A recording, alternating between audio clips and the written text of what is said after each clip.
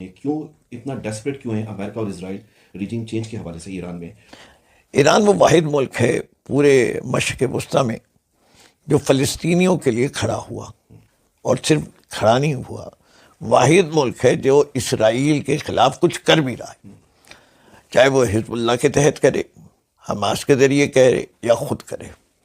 یہ تمام لیڈرشپ کو ایلیمنیٹ کر دیں گے، رجیم چینج ہو جائے گی، جی رجیم چینج ہو جائے گی تو پھر ایران چینج ہو جائے گا؟ رائٹ، وہی پہلوی والا نہیں آئے گا، چینج ہوگا۔ اس سے کہ اب انہوں نے پکا کر دیا پوری ایرانی قوم کو، اس سے کہ ہمدردیاں کس کے ساتھ یونائٹڈ کر دیا ہے بالکل۔ اچھا چلا بھی جائے گا تو ایران میں کیا ہوگا؟ انسٹیبلٹی آئے گی۔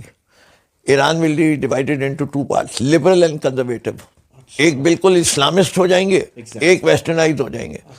ایران کو ڈیوائیڈ ہوگا، موسٹ پرابلی خانہ جنگی ہوگی، سول وار ہوگا، پھر عراق جیسے ہوا، عراق میں ہوا، لیبنان میں ہوا، سوڈان میں ہوا، صومالیہ میں ہوا، سیم فارمولا۔